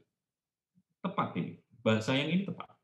Tapi bahasa yang ini agak ambigu karena basisnya apa? Bercerita tentang apa ini? Gitu. Oke, terus dari formulir di atas melakukan penelitian terkait dengan kasus pelanggaran recover, sebetulnya telah ada penelitian terkait dengan kontribusi. Oh ya, ini dari semua cerita ini nggak ngomongin penagihan loh. Ini cerita ini nggak ngomongin penagihan loh. Yang diomongin cuma pelanggar. Tapi nggak ada ngomongin penagihan. Padahal judulnya bercerita tentang penagihan. Pajak reklame dan penagihan. Jadi penagihan ini apa? Kalau konsep saya terkait dengan penagihan pajak adalah proses yang setelah dari SKP ketetapan, proses ketetapan dan penetapan yang sudah punya inkrah, punya landasan hukum dan inkrah, dilagih prosesnya.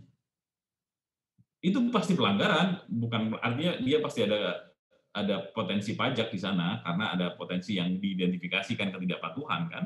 Jadi ada potensi pajak yang harus ditagih. Itu proses penagihan aktif. Itu undang-undang PPSP loh masuknya. Itu persepsi saya sebagai pembaca yang kebetulan sudah membaca Undang-Undang BPSP. Nah ini prosesnya adalah pelanggaran adalah penagihan kah? Seperti apa? Yang dimaksud dengan pelanggaran? Jangan-jangan penagihan di sini bukan penagihan yang itu. Wah, ini yang mana nih penagihannya? Jadi ini nggak pernah disebutin nih, cerita penagihannya nggak disebutin. Nah, cerita itu baru agak kelihatan ketika ngomongin bahwa di previous studies, di penelitian sebelumnya yang digunakan oleh yang dalam kasusnya Hindarto Prasetyo Utomo, di siapa saya juga nggak tahu, tahun 2006 melanjutkan penelitian tersebut, bahwa dia sebelumnya sudah ngomongin tentang kontribusi pajak reklame.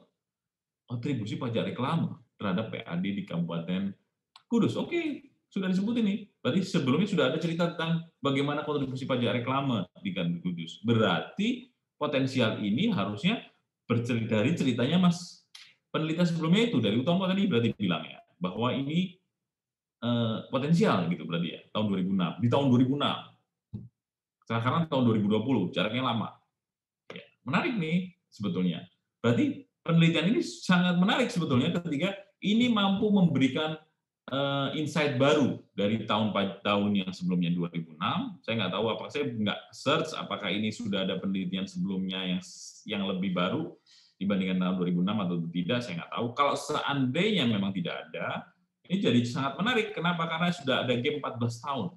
Pergeseran 14 tahun terkait dengan perkembangan dari pajak reklame ini tadi terhadap PAD. Jadi yang satu bercerita tentang PAD dan reklame 2006, yang sekarang bercerita dengan bagaimana PAD dan reklame tahun 2020 atau 2019, terserah. Tapi terkait dengan ditambah dengan efektivitas penagihan. Jadi bagaimana sih penagihan ini memengaruhi pajak reklame? Tadi kan gitu asumsi saya. Ini jadi menarik banget menurut saya. Ini topiknya jadi sangat menarik akhirnya. Menurut saya. Kalau ceritanya seperti itu tadi, konsisten seperti itu. Tapi ceritanya nggak berbelang seperti itu. Kan? Jadi dari latar belakang ini, yang saya harapkan sebetulnya sebagai pembaca adalah di awal akan bercerita tentang bagaimana kamu cerita apa dari awal? Saya lupa. Oh ya, PDRB. Betul. Di awal yang saya harapkan dari latar belakang adalah cerita bagaimana Pak Raja Reklame ini berkontribusi terkait dengan PDRB-nya, dengan PAD-nya. Seberapa besar sih pajak reklame ini dibandingkan dengan pajak-pajak yang lain, ya kan? Ceritalah di situ bagaimana pajak reklame itu begini, kontribusinya begini selama beberapa tahun itu begini. Presentasinya sekian gitu. Terus bercerita juga bahwa dari penelitian sebelumnya ternyata pajak reklame berkontribusi cukup besar dan punya capaian target penerimaan yang selalu tercapai dan seterusnya. Terus setelah itu baru bercerita tentang bagaimana ada ketidakpatuhan yang mempengaruhi penerimaan pajak reklame tadi. Ya kan? Jadi ada cerita tentang bagaimana ada kasus-kasus pelanggaran yang bisa mempengaruhi terkait dengan kepatuhan dari pajak reklame tadi.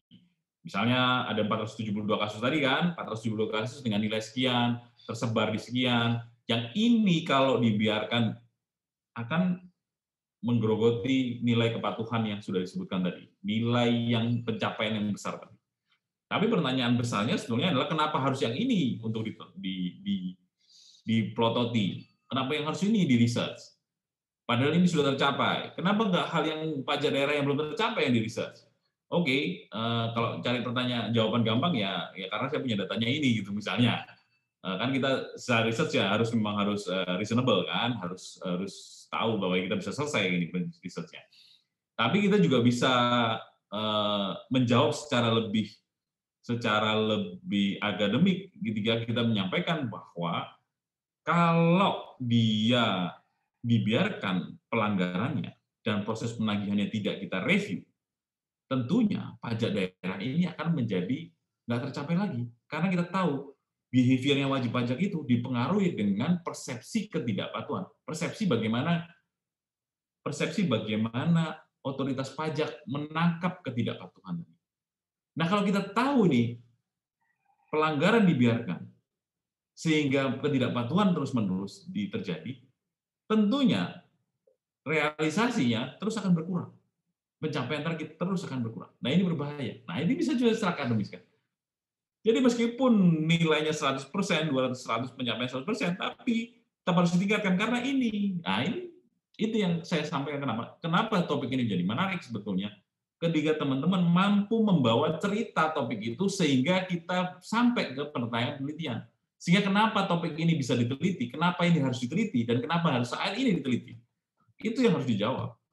Itu basisnya akan bercerita tentang bagaimana kita melihat topik itu secara lebih baik. Gitu. Basisnya data.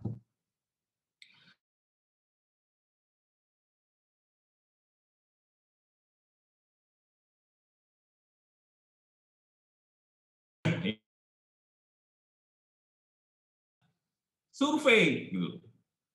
Pertanyaan penelitian bagi pemerintah daerah. Anda ini mau pertanyaan penelitian atau mau survei, gitu loh. Survei itu toolsnya. Pertanyaan penelitian adalah pertanyaannya teman-teman di riset itu yang harus mau dijawab. Pertanyaannya teman-teman, pertanyaan saya sebagai peneliti untuk survei, untuk penelitian itu, saya mau nanya apa, menggambarkan apa, yang mau dijawab dari penelitian ini apa. Bukan nanya terkait dengan yang mau ditanyain di survei.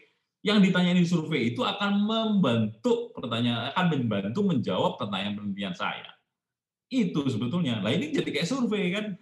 Kebijakan apa yang diambil untuk mengatasi pelanggaran yang terjadi? Apa ya? Coba saya tanya ke Bapak ya. Kira kebijakan apa, Pak? Sama pemerintah daerah kita tanya. Iya nggak gitu loh. Kan pertanyaan tadi research question-nya apa? Jadi research question dari pertanyaan penelitian ini adalah mungkin ya bagi saya misalnya, apakah penagihan pajak mampu mengurangi, apakah penagihan pajak dapat mengurangi resiko ketidakpatuhan misalnya? Apakah penagihan pajak mampu mengurangi tingkat pelanggaran misalnya? Dasarnya apa misalnya? Apakah proses penagihan pajak mampu mengambil pelanggaran tadi sehingga wajib pajak tidak mengulangi perbuatannya dan seterusnya. Jadi yang saya ingin tahu itu apa sebetulnya? Apakah meskipun sudah ditagih dia akan berulang terus ya seterusnya. Dan ini yang perlu ditanyakan dalam riset ini. Nah, ini jadi survei. Kenapa? Karena ada dua model pertanyaan tadi. Pelanggaran tidak membayar atau sebenarnya pelanggaran atau penagihan? Ini pertanyaan yang selalu berulang-ulang di kepala saya karena judulnya pelanggaran tapi judulnya penagihan tapi ngomongin tentang pelanggaran. Ini sebetulnya pelanggaran atau penagihan gitu. Jadi yang mana yang benar gitu. Seterusnya oke. Nah, desain penelitian ini mana ya salah tulis ya? Oh, ini deskriptif salah tulis ini kisangan saya aja. Metode penelitiannya menggunakan deskriptif, kualitatif oke lah. Kualitatif saya sepakat, pelanggaran pajak reklame oke. Terus digunakan data sekunder yaitu data yang berasal dari pemerintah daerah dari penelitian terdahulu. Oke, data apa sih dari pemerintah daerah yang mau diambil itu data apa? Jenis datanya itu apa? Yang digunakan untuk menilai ini gitu loh misalnya. Tahun berapa misalnya dilakukan? Terus sumbernya apa? Wawancaranya dengan siapa? Sampel atau populasi? Nah, dibilang 20 informan. Berarti in-depth interview dong ya, ngobrol ya, wawancara. Tapi di sana tadi nanyain tuh terkait dengan apakah kenapa dia melakukan pelanggaran dan seterusnya. Jadi survei, sampel, observasi, populasi mana nih? Nggak jelas. Ini yang harus dielaborasi lebih jauh. Siapa pemerintah daerahnya juga harus diberitahukan lebih jauh. Oke, itu sih. Terus penulisan daftar usaha sama ini penyakit juga di mana-mana. Ini apa sih penelitian deskriptif gini doang? Ini apa? Ini buku kah, jurnal kah, report kah? Ini juga apa? Laporan realisasi anggaran kenapa 2020 saya juga nggak tahu. Jadi penulisan daftar pustaka yang tidak konsisten ini hampir terjadi di semua teman-teman. Hati-hatilah. Kalau mau pakai IPA, pakai IPA. Kalau pakai Chicago, pakai Chicago. Kalau terserah lah mau pakai apa, asal konsisten dan nulisnya benar. Jangan, saya tahu ini ngambil kopas dari sana, masukin, kopas dari sana, masukin. Mereka itu pakai konsistensi di papernya mereka sendiri. Ya kita harus konsisten dengan paper kita, cara menulisnya seperti apa, gitu loh. Ini penting juga untuk teman-teman ketahui. Oke, itu yang discussion 2. Ini perlu saya tegaskan, saya bukan bilang ini fatal sekali gitu ya, cuma ini cukup annoying, cukup mengganggu. Karena bagi saya beberapa penulisan juga menggunakan pattern yang sama gitu ya. Jadi ada beberapa penulisan yang pattern-nya sama digunakan begitu gitu. Polanya sama, bercerita di latar belakangnya sama. Nanti teman-teman lihat sendiri deh paper teman-teman. Apakah bercerita seperti itu enggak sih? Apakah terlalu banyak opini nggak tadi seperti Anggita, Angelica apa gitu tadi yang bercerita bahwa ini terlalu banyak opini. Iya betul, memang begitu, terlalu banyak opini. Jadi dasar penelitiannya terlalu banyak opini. Ini nanti yang harus berhati-hati teman-teman ketika melakukan penyusunan proposal penelitian. Itu sih kalau di saya. Apakah ini perlu diganti? Enggak mesti begitu. Ini tingkat fatalitasnya nggak sampai di bawah 70% lah. Jadi saya oke-oke aja, nggak ada masalah. Terus apakah ini akan dibentuk dengan nilai ini saja? Seperti saya sampaikan tadi, saya tidak membentuk dengan nilai ini saja. Saya tahu teman-teman banyak menyampaikan tugas. Saya tahu tugas-tugasnya masuk di Google Class. Saya belum sempat saja ngecek. Nanti saya akan mulai ngecek Google Class di minggu ini karena batasnya submission di batas untuk ngumpulin nilai di tanggal 11 ya kalau nggak salah, saya lupa. Artinya minggu depan ini saya ada batas penulisan penyampaian nilai. Itu sih kalau di saya.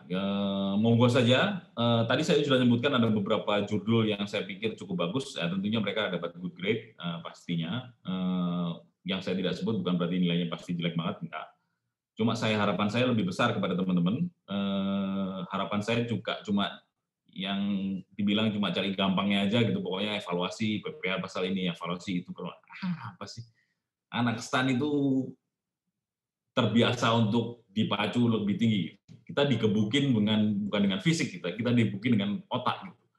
Itu yang membedakan kita dengan kampus lain gitu. Jadi kalau teman-teman merasa kita cuma cemen aja gitu, kampus kedinasan cemen ya itu masalahnya teman-teman. Kalau saya merasa kita dibentuk untuk berpikir jauh lebih jauh gitu. Dan jangan merasa kita kecil dibandingkan kampus lain karena anak UI keren-keren, anak UI cakep-cakep, keren-keren, ganteng-ganteng, banyak duit, apa mobilnya keren, enggak, santai, mereka nggak ada apa-apanya. Begitu juga dengan UGM, misalnya anak mana, make your own proud to be STAN. Itu penting, kenapa? Karena itu yang membuat kita berbeda. Nah, kalau kita berbeda dengan bermain di dunia yang aman, misalnya dengan ya evaluasi PPH itu STE mana, kampus mana juga melakukan itu. Anda itu ada di tempat yang seharusnya meneliti keuangan negara lebih jauh, itu cita-cita Bu Sri Mulyani kan. Bagaimana kita meneliti lebih jauh, dan ini kita bisa pakai research based policy, itu keren banget nanti ke depan. Itu sih dari saya. Oke, ada pertanyaan?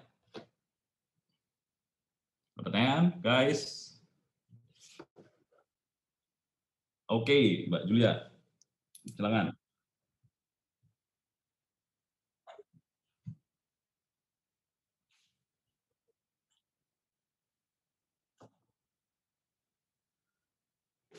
Ada beberapa hal nih. Opini kalau itu dalam konteksnya analisis, harus opini dong, pasti. Kan ada proses analisis tuh, dari latar belakang, terus literatur review, terus analisis. Analisis ya opini dong, pasti. Karena kita menganalisis atas suatu peristiwa, atas suatu kasus, dibandingkan dengan landasan teori yang ada. Itu pasti opini. Itu kata-katamu sendiri. Cuma kalau latar belakang bisa juga kata-katamu sendiri. Kalau itu basisnya adalah cerita yang sudah semua orang tahu misalnya. Indonesia itu terdiri dari 33 provinsi misalnya. Itu kan nggak perlu jadi kita quotes dari laporannya 33 atau 34 ya, saya nggak tahu. Itu dari quotes dari laporannya pemerintah Indonesia gitu, nggak perlu kan. Itu karena jadi general knowledge bagi semua orang. Tapi kalau misalnya tadi kayak yang kasus tadi, bahwa pajak reklame menjadi pajak yang potensial, itu base-nya apa? Itu kan opini banget. Kan saya nggak tahu potensial apa enggak. Kan harus kita tunjukkan datanya. Atau orang lain yang bercerita gitu tentang itu misalnya. Atau yang terkait tadi sebelumnya apa ya? Lupa, bentar, saya ceknya. Sebelumnya itu cerita apa sih? Oh ya, Surakarta tadi. PMK 86, insentif tadi. bercerita tentang insentif. Opininya kan misalnya apakah insentif ini mampu menggerakkan kepatuhan? Apa tadi bahasanya? Saya suka lupa bahasanya. Nah, pajak merupakan kewajiban yang harus dibayarkan bagi semua orang. Pajak ini bisa jadi lebih banyak karena basisnya ini kewajiban yang dibayarkan oleh semua orang. Itu kan cuma karena kita membaca dari definisi terus kita bilang bahwa ini bisa dipaksakan, berarti harusnya lebih gede. Itu kan opini. Ada yang bilang begitu nggak dari definisi itu? Yang menyimpulkan seperti itu nggak dari definisi itu? Nggak ada. Dari mana kita bisa mengatakan begitu? Hati-hati. Terus misalnya apa lagi? Sehingga ini berkontribusi besar pada UMKM. Oh, tadi UMKM ya. Insentif UMKM dengan kepatuhan pajak. Jadi, kesimpulan dari jawaban pertanyaanmu tadi, Mbak Julia, adalah opini perlu dalam konteksnya ketika kita melakukan analisis permasalahan.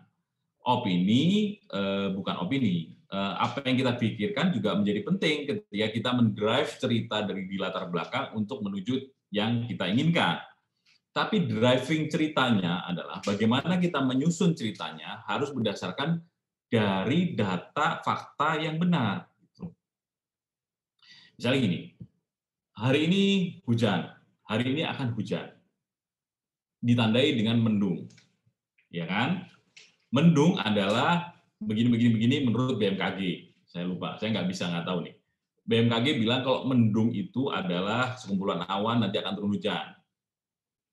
Sehingga menurut saya akan lebih baik kalau kita menggunakan payung, menyiapkan payung. Karena faktanya mau hujan itu apa? Hujan itu begini. Ciri-cirinya begini. Menurut BMKG, menurut orang yang meneliti tentang hujan, dan seterusnya. Sehingga saya perlu menyiapkan payung. Apakah payung itu? Payung adalah ini definisinya. Saya siapkan. Ketika saya akan menyiapkan payung, inilah opini saya yang membentuk cerita tadi. Jadi opini dalam proses latar belakang tadi adalah bercerita untuk mengalirkan bagaimana sebuah kasus tadi digeser dari kondisi realnya, fakta yang terjadi di lapangan seperti apa, dan kita mau meneliti di sana. Nah, kita mau meneliti di sana, itulah yang menjadi opini. Tapi jangan terlalu cepat menyimpulkan di ujung-ujung ini. Itu sih, memang susah ya. Maksudnya kita harus baca gitu nanti baru menggambarkan cerita itu. Tapi ya, kira-kira begitu. Nanti kalau ada yang mau tanya lebih detail, silahkan tanya. Nanti kalau saya bisa jawab, saya akan jawab. Artinya dengan waktu yang tapi tolong waktunya agak di-span lebih banyak gitu. Kadang-kadang saya agak mepet waktunya. Tapi silakan saja. Saya siap-siap saja untuk ditanya. Oke, ada pertanyaan lain, silakan. Izin bertanya, Pak. Oke, satu dulu Mbak Faizatul. Faizatul ya? Siapa? Iya, Pak. Oh iya, Pak Faizatul. Pertanyaan saya, kalau misalkan dalam penelitian kita, Pak, kita ngambil data yang intervalnya sempit, misalkan 6 bulan sesudah dan 6 bulan sebelum. Nah, itu nanti datanya masih valid atau enggak, Pak? Misalkan kita analisis yang saat pandemi ini, Pak. Kan pandemi belum setahun ya kan, Pak. Nah, nanti kalau misalkan kita melakukan analisis data 6 bulan sebelum pandemi dan 6 bulan setelah pandemi, kira-kira itu masih valid atau enggak ya, Pak? Terima kasih, Ya, Pak. valid aja. Nggak ada masalah. 6 bulan sebelum dan 6 bulan sesudah. Valid saja.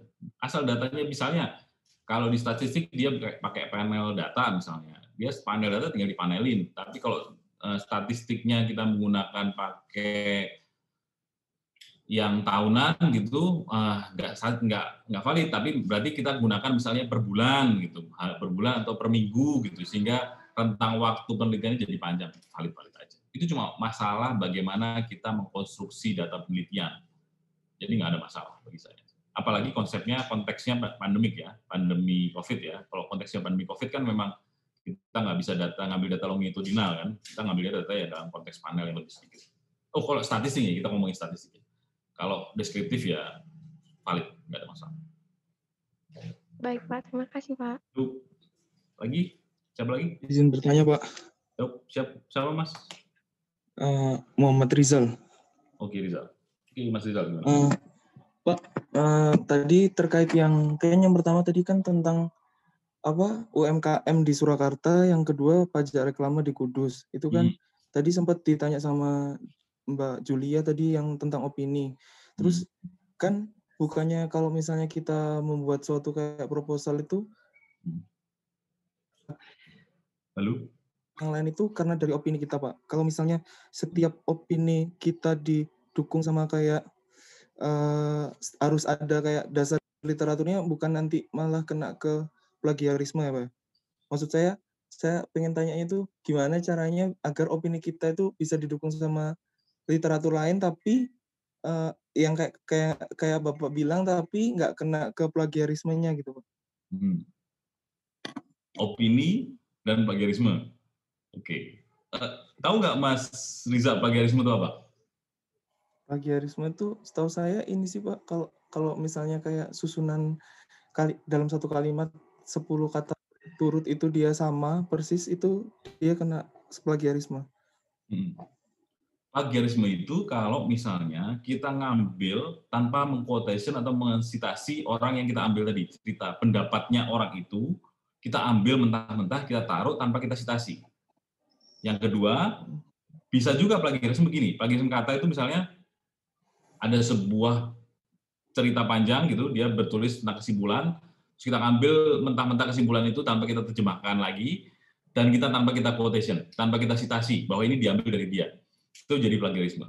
Nah, sekarang pertanyaannya adalah, apakah kalau misalnya kita menggunakan semua cerita sebelumnya, terus itu menjadi plagiarisme dan kita tidak bisa membentuk opini? Jadi pertama yang harus dilakukan, itu kenapa pentingnya kita tahu penelitian sebelumnya atau penelitian yang terkait dengan area yang mau kita lihat. Satu. Itu kenapa saya dari kemarin selalu ngomong, penelitian sebelumnya cerita tentang apa sih? Penelitian sebelumnya cerita tentang apa sih? Sehingga kita punya area yang memang mau kita teliti. Oh, area ini loh yang mau kita teliti. Yang kurang tuh di sini loh. Dari bola tadi, yang kurang tuh di sini loh. Kita tambahin ini loh. Jadi ketika kita ditanya sama orang, Anda ini ya ngambil cerita, oh enggak, ini saya ngambil cerita ini. Nah, sekarang bagaimana cara membentuk cerita data-data sebelumnya, cerita penelitian sebelumnya, digabung sehingga menjadi latar belakang, sehingga kita bisa ngambil, kita dapat research question-nya. Pertama, kalau misalnya ini, kita ambil contoh aja ya, kita masukin, saya share lagi aja. Lutuk. Ini jam berapa ya? Mbak Julia, kita sampai jam berapa ya, Mbak Julia? Oh, 11. Ingat ini ya, 11:05.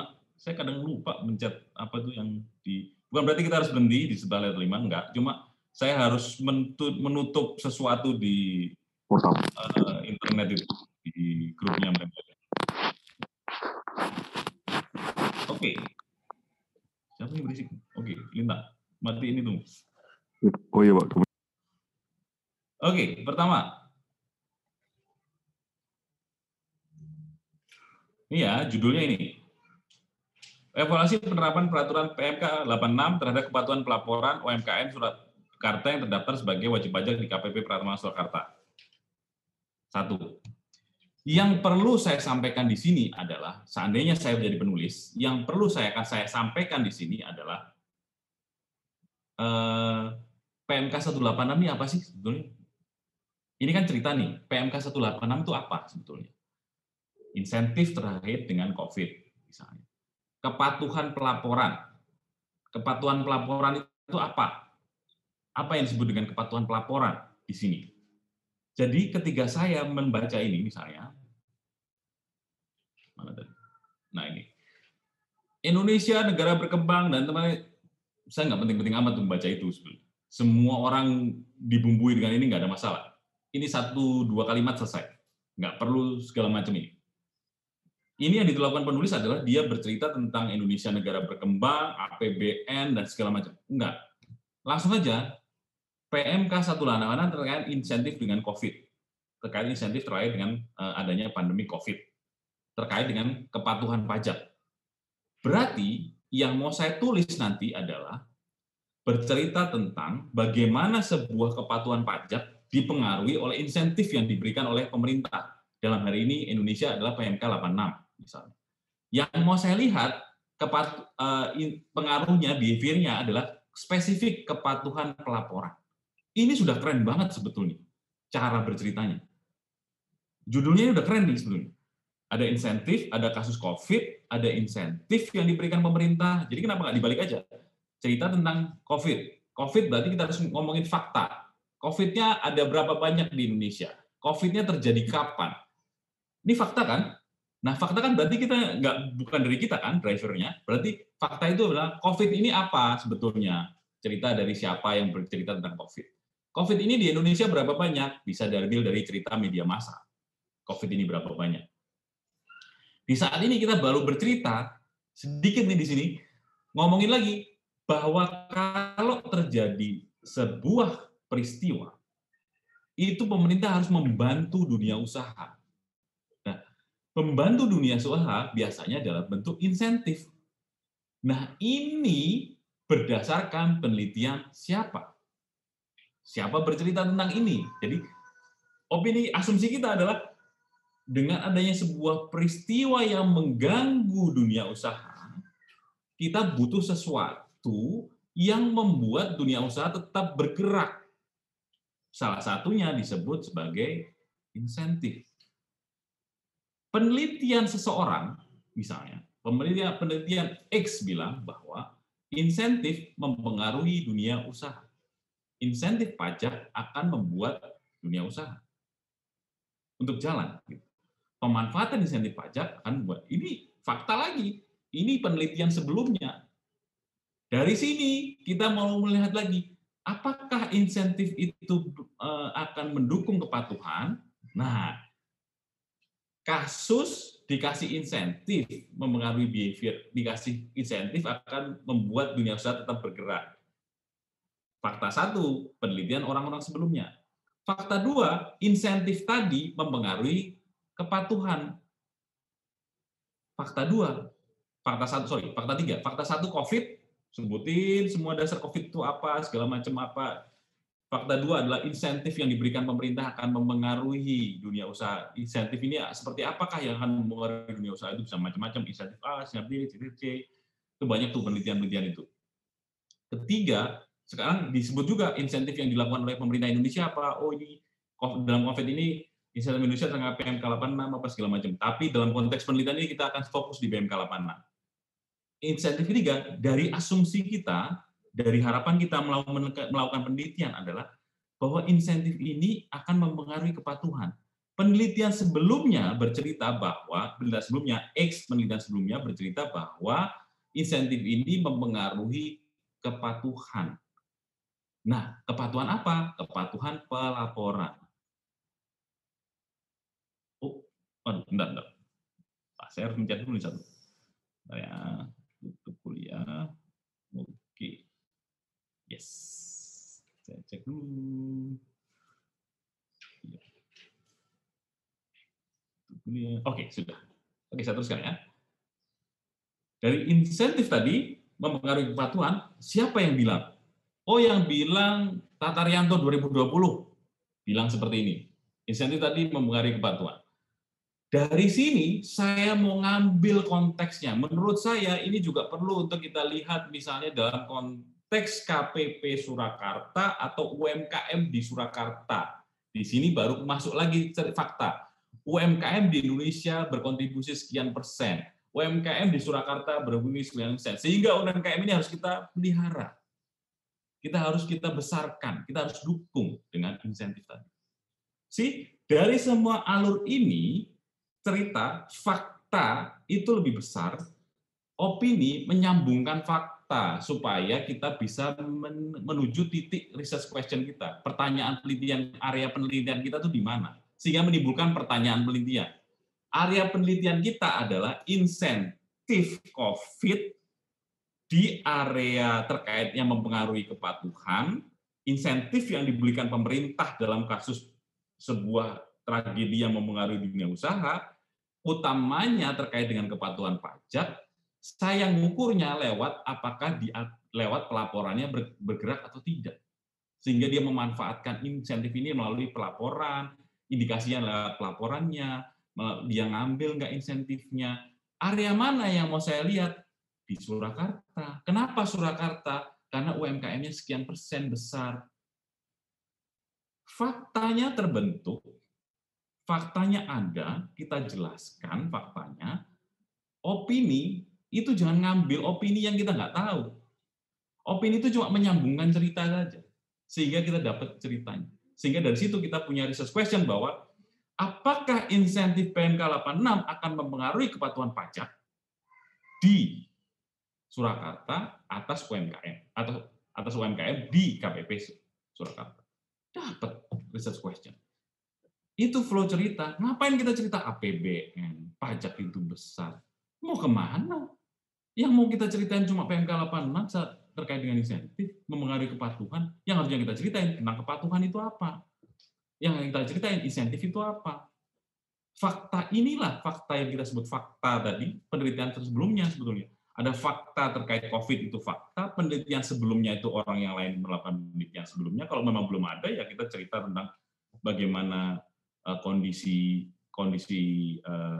insentif atau perekonomian yang sudah diberikan, insentif apa yang sudah disampaikan oleh pemerintah Indonesia. Kira-kira gitu sih si Mas Rizal. Kalau saya ya sebagai penulisnya, saya akan membuat flow latar belakang itu seperti itu. Sehingga nanti research question saya jadi bunyi. Gitu. Kenapa ini dilakukan? Itu Mas Rizal. Ada yang mau ditanya lagi? Baik Pak, terima kasih. Oke. Kalau nggak ngerti, boleh kirim WA, nanti saya jawab semampu saya di waktunya. Maksudnya, saya mohon maaf sekali ya, saya bukan berarti sombong terus nggak mau jawab tuh enggak. Kadang-kadang saya berada di tengah sesuatu dan harus mengerjakan sesuatu sehingga saya tidak saat itu masih jawab. Kadang-kadang saya akan jawabnya biasanya saya gabung banget tengah malam gitu. Itu karena di saat itulah saya biasanya bisa merangkai kata gitu untuk menjawabnya teman-teman. Bukan karena saya sombong dan tidak mau melakukan itu, enggak sama sekali, karena cuma masalah waktu aja. Kesempatan aja saya bisa lakukan. Oke, ada pertanyaan lagi nggak? Sebelum kita akhiri, yang saya mau garis bawahi adalah teman-teman udah good job untuk bikin di ininya, di proposalnya better dan dari kelas yang lain gitu. Kelas ini cukup saya better dari yang lain, yang di kelas sebelumnya ada beberapa yang hancur gitu. Tapi kelemahannya adalah di sini terlalu konservatif karena terlalu better, tapi terus dia maunya yang gampang-gampang aja biar nggak bisa kedetek ceritanya gitu. Enggak, jangan seperti itu. Teman-teman harus mampu untuk jam di sana. Teman-teman punya resource banyak, ada dosen-dosen pembimbing yang bagus-bagus itu di stand. Saya yakin, dan kalau teman-teman loncat untuk meneliti yang lebih, jangan terus karena teman-teman merasa saya ini D3, KTTA-nya biasa-biasa aja ya sekarangmu. Tapi kalau teman-teman mau jam ya jam lah, yang lebih baik. Dosen peneliti banyak yang bagus di stand. Saya yakin sekali banyak yang keren-keren di stand. Jadi ini kesempatan bagus untuk belajar sehingga nanti teman-teman bisa menyiapkan diri untuk D4, menyiapkan diri untuk S2, menyiapkan diri untuk S3, seterusnya. Jadi jangan berhenti di sini gitu. Itu sih kalau saya. Kalau tidak ada pertanyaan kita akhiri hari ini ya. Terima kasih atas kehadirannya dan saya mohon maaf sekali karena memang saya harus memindahkan kelasnya di hari ini. Ini cuma karena kesibukan aja, bukan karena hal-hal yang lain. Thank you teman-teman. Terima kasih, selamat siang, tetap sehat ya. Sekarang COVID-nya udah 8.000, jadi tetap sehat, jangan ngapa-ngapain yang aneh-aneh. Pakai masker. Assalamualaikum warahmatullahi wabarakatuh. Waalaikumsalam warahmatullahi wabarakatuh. Terima kasih, Pak. Terima kasih, Pak.